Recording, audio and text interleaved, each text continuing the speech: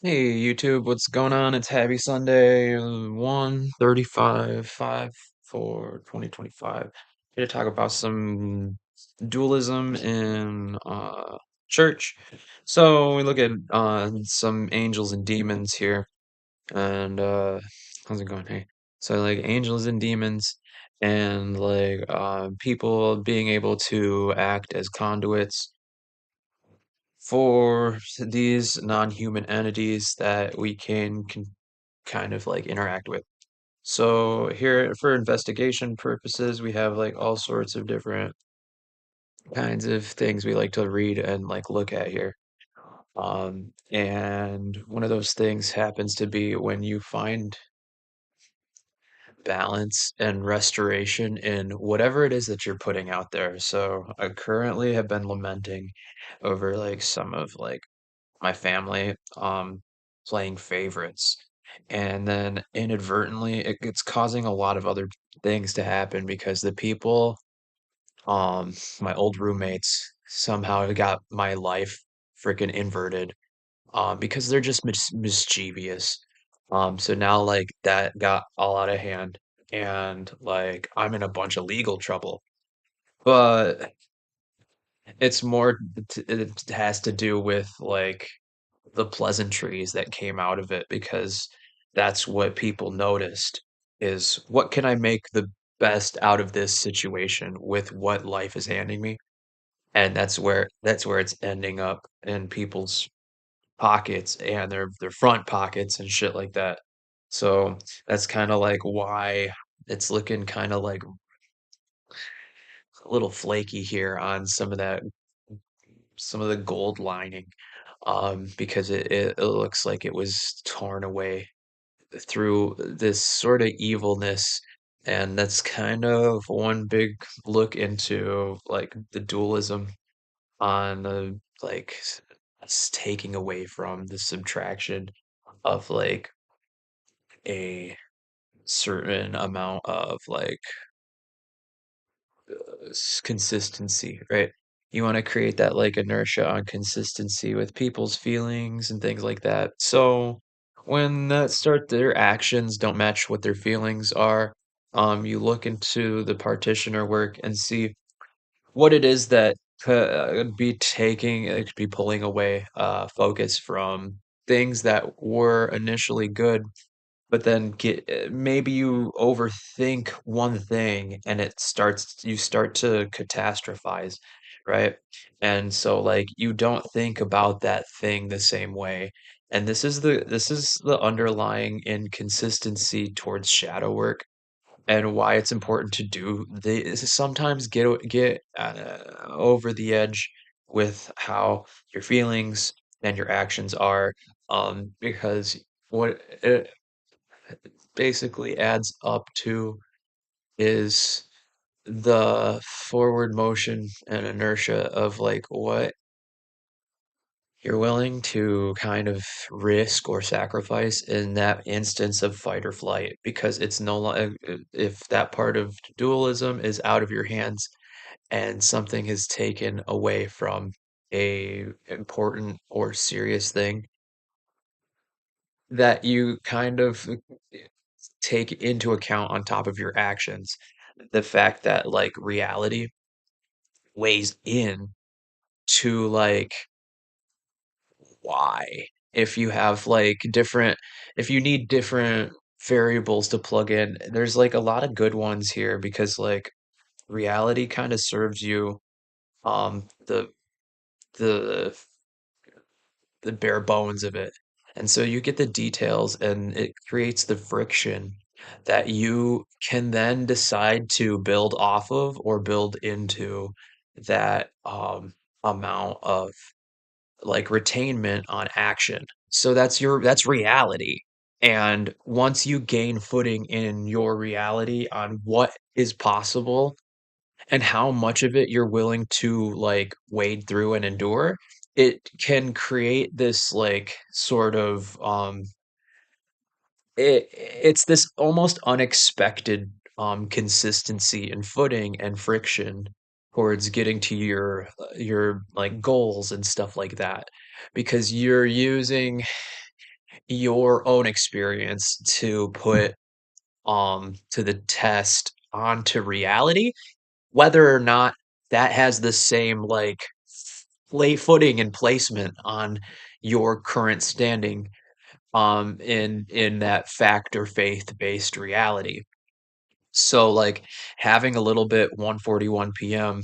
5/4/2025, having a little bit of the difference in um how you move forward, especially with your feelings and create it, because if you trust yourself, you don't need to worry as much about how your feelings might add into like give yourself a place, give yourself places to feel. But also, um, if you find out that like reality is like too much for you, just sit with it too, and you'll find out why.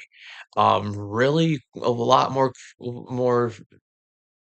like it'll be a lot more direct than if you kind of have the give and take with reality, because it ultimately is how you can get through to where things are at, where things used to be, how things got to where they're at today, and because you have been able to observe that and knowing that you can only account for so many different like instances in that time period, that you learned that like, because I've been touching on race today.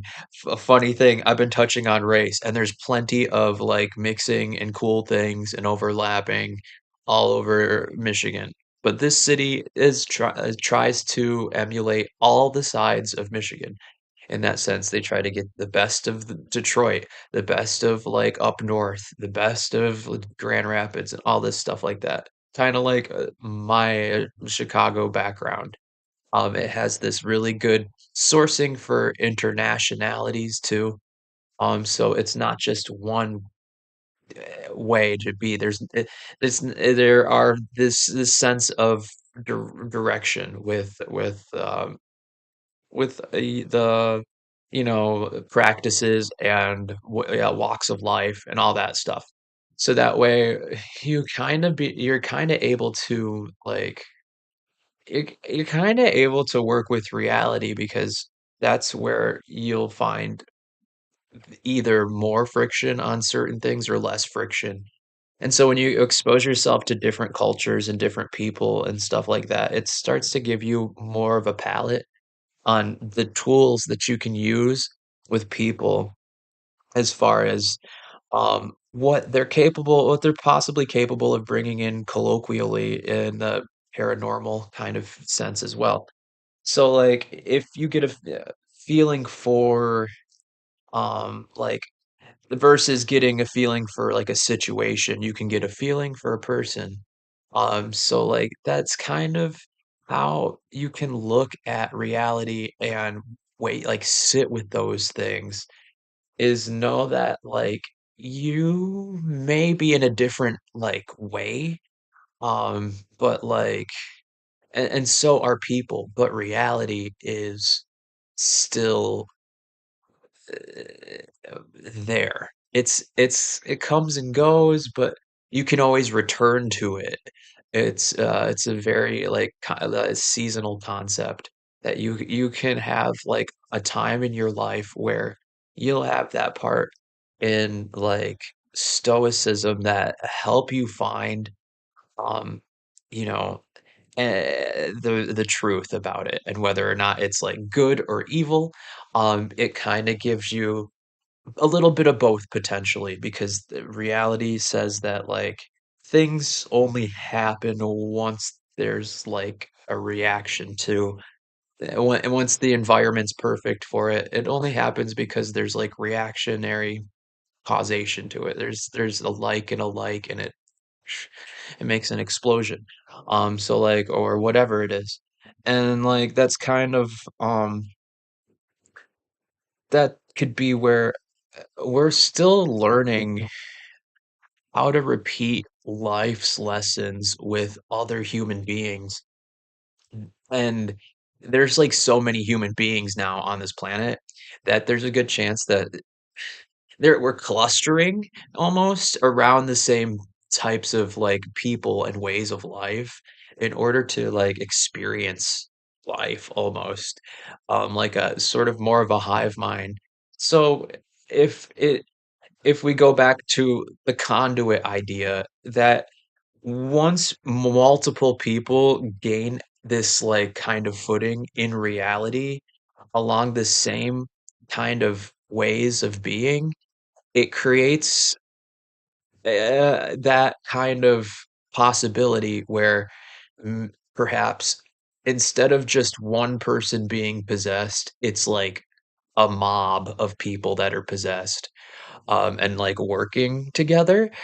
So I mean, if that's possible and that's what we're experiencing sometimes, and we can't put a label on what it is that we're actually like being exposed to, that reality is actually articulating for everybody around some of the experiences that it wants to expose people to, then it's easier to look at reality here and what causes people to like interact with that part fluently in those ways where other people might not have the same, um, kind of experience. And so, like, that's where I'm learning here is to, like, just slow down and, like, look at what it is, that I'm feeling versus what's possible in the day and why I want to sit with hard feelings. Today, I'm sitting with things like racism and sexism and classism. I'm sitting with some really difficult things that like kind of are making me like, well, I don't want to be like that, but I want to know more and I want to have control over things that like I want to set boundaries, right? You know, all these other things. And so like that's where I'm kind of like teetering here on different things when it comes to knowing I want to do something evil or like knowing I want to do something righteous and like good.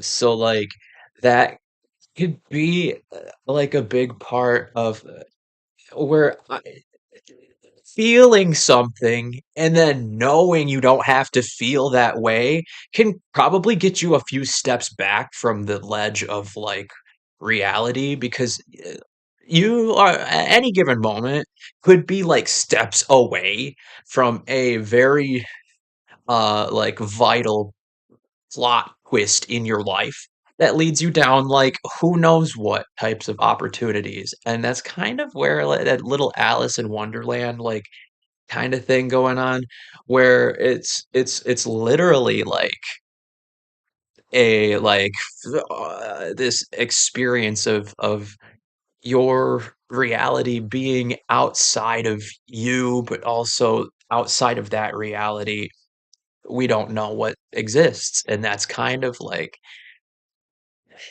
that could be a big, like, point in the right direction on being able to find out more about how tethered we are to the paranormal.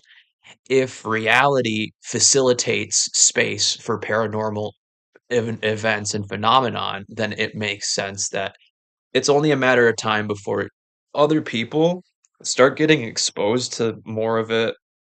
Excuse me.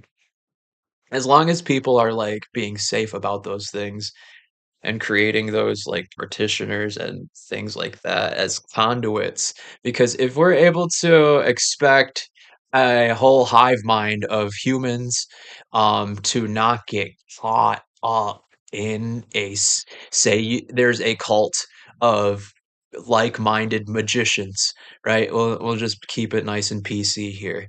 And this cult also is like conduit to bigger, larger than life articulations, which is why it is creating that. basically, um, that manifestation of like behavior. And as the like surface area like expands, and there's some of this in like the in like Necronomicon and stuff like that with surface area, especially when you're looking at like all the seals and stuff that like they like space out with details and stuff, that it looks and feels um close to the synopsis of what you might feel in reality, but it doesn't, you won't actually, it's not actually there. So like that's kind of like the interesting part. 151.